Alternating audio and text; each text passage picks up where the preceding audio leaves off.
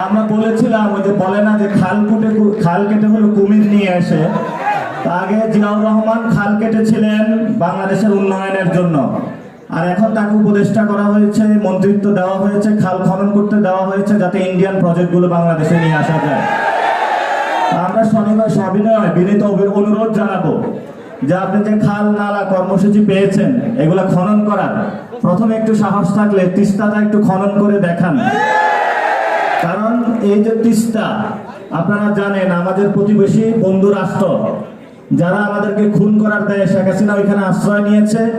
সেখানে মন্ত্রী এমপিদের যারা আগে ছিল তাদেরকে খুব তোয়াজ করে কলকাতা থেকে দিল্লি বিভিন্ন জায়গায় রেখেছে। তা আমরা মাঠে আন্দোলন করি আমাদের ভাইদের জন্য, শহীদদের জন্য, হত্যার বিচারের জন্য।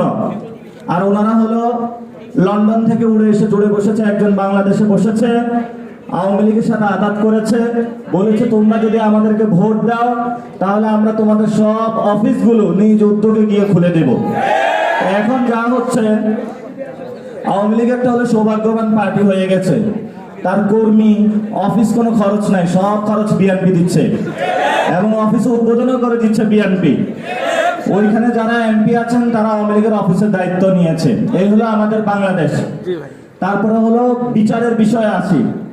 এখন হলো তারা নাকি পুলিশ হত্যা তদন্ত শুরু করেছে, পুলিশ মারছে কে।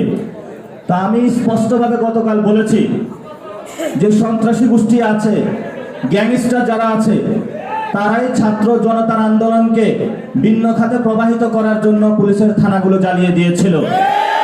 আমি আন্দোলনের সময় এই যে বাড্ডা থানা কারা জ্বালিয়ে দিয়েছিল, যদি সেই সময় ইতিহাসগুলো উন্মোচন করা হয় তখন আমরা দেখতে পাবো যেই সকল খুনি সংগঠন রয়েছে এবং বিভিন্ন জায়গা গিয়ে তারা আশ্রয় গ্রহণ করেছে, তারা এইসব কর্মকাণ্ডে সংযুক্ত ছিল।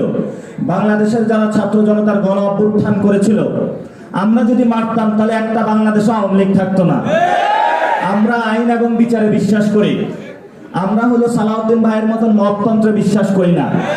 আমরা হলো বিএনপির মতন মপতন্ত্রে বিশ্বাস করি না। যারা মপ করে নির্বাচন কমিশনে আপনারা দেখেছেন দ্বৈত নাগরিক এবং ঋণ খেলাপি, এই যে ঢাকা 11 আসনের বিশিষ্ট সন্ত্রাসী সাহেব আল্লামা কাইয়ুম সাহেব,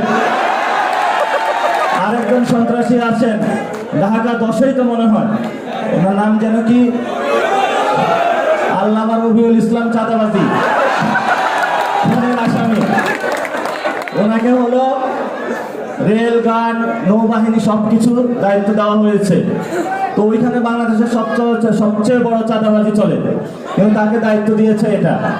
এই জন্য হলো বাংলাদেশের গণ অভ্যুত্থানের পরে যখন দেখেছিলাম আমরা বাংলাদেশটা একটি নতুনভাবে গঠন হবে, আর তারা এখানে হলো দিল্লির একটা হলো নাটকের যাত্রা এখানে বসায়ছে, যে যাত্রকের প্রডিউসার হলো তারেক রহমান, আর এখানে অভিনয় করছে চাঁদাবাজ সন্ত্রাসী দুর্নীতিবাজরা। তা আমরা হলো এই নর্তদিকের নাচ দেখি, মাঝখানে হলো বাংলাদেশের হলো কামসারা হচ্ছে। এই হলো বাংলাদেশেরই। এখন আমাদের সামনে সুনির্দিষ্ট লড়াইটা আর কি, এটা হলো সিরিয়াস আলোচনা। সুনির্দিষ্ট লড়াইটা হলো, আপনারা দেখেন আমরা কিন্তু কোটা সংস্কারের দাবিতে মাঠে নেমেছিলাম।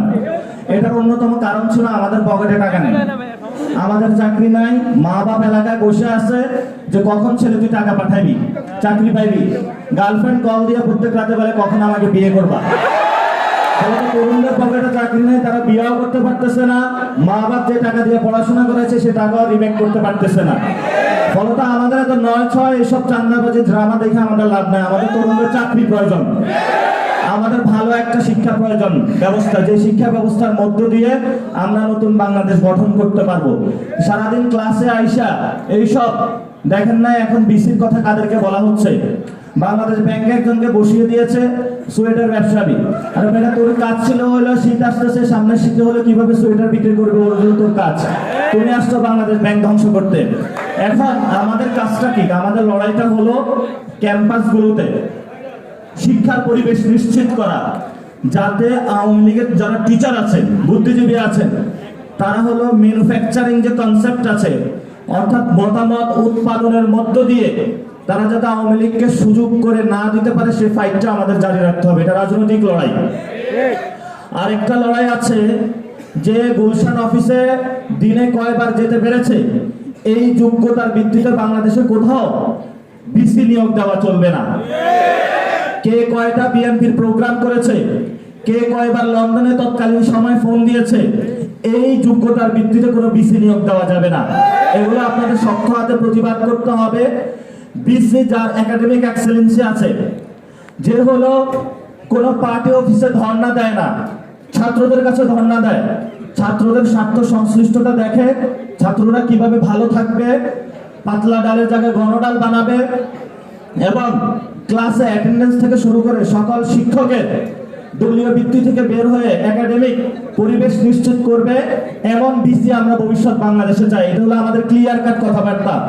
যদি বুঝুন বাজন কোনো বিসি নিয়োগ দেওয়া হয় ঢাকা বিশ্ববিদ্যালয় থেকে শুরু করে বিভিন্ন বিশ্ববিদ্যালয়ে, যেটা অলরেডি তারা শুরু করেছে, তাহলে সেই বিসির কি অবস্থা হবে সেগুলোর নজরানা আমাদের সামনে আছে। এই যে আরেফিন ছিল, যে হলো লুঙ্গি খুলে পালাইছিল ক্যাম্পাস থেকে, মনে আছে আপনাদের? এই যে আরেফিন 900 টিচার হলেও নিয়োগ দিয়েছিল আওয়ামী লীগের ব্যাকগ্রাউন্ডে।